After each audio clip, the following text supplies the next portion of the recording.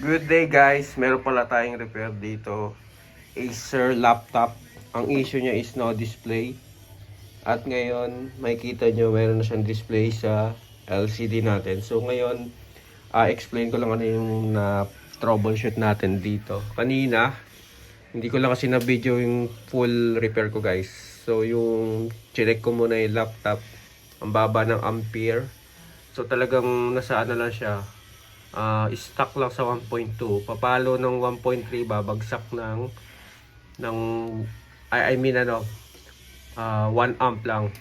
0.1 ampere. So ngayon din walang response, masyadong mababa para sa working condition ng isang unit. So ngayon tinry ko yung mga basic katulad ng RAM, reset, nag-change tayo ng RAM, nilinis to, same pa rin no display. At bagsak pa rin yung ampere niya, nasa 0.1 ano lang siya, milliamperes. So ngayon ang ginawa natin para ma-isolate yung motherboard niya, kasi automatic motherboard agad yung ganong tawag nito issue, is nag-change muna tayo. Nag-try natin remove yung BIOS niya, and suddenly habang pinoprogram ko to read, nakailang beses akong error. So dito makikita natin, ayun may sa history nitong dialog box ng RT809 na yan, nakakailan chip is not contacted. Kaya kapag na-contact na siya, pag i-read mo, error lagi. So ngayon pag ganun, pwede ka makakuha ng possible sira yung BIOS IC.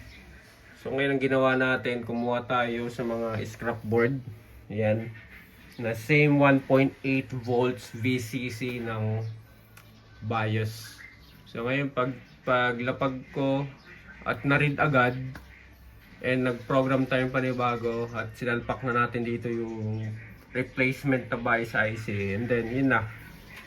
Ganun siya. Yan. Working condition na. So ngayon, run test pa lang naman siya. Mamaya ko ilalagay yung SSD nito. Kaya sinardown ko muna. Makita niyo yung ampere.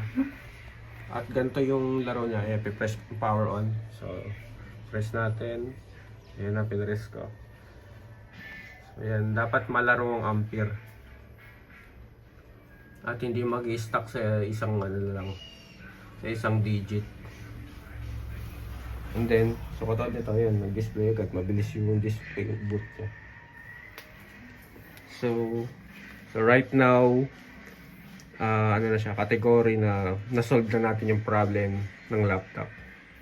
So, sa mga gusto pala guys, magpadala, sa mga gusto magpaayos ng laptop at mag-i-inquire, pwede kayong mag-PM sa page, sa FB page natin na Just Enzo, MacBook and Laptop Tech.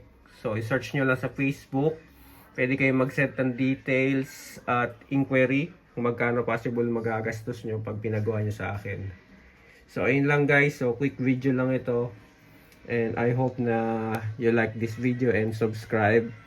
And pwede nyo rin i-follow yung YouTube natin, subscribe nyo sa YouTube and Facebook page para sa more updates. Ayun lang guys, maraming salamat.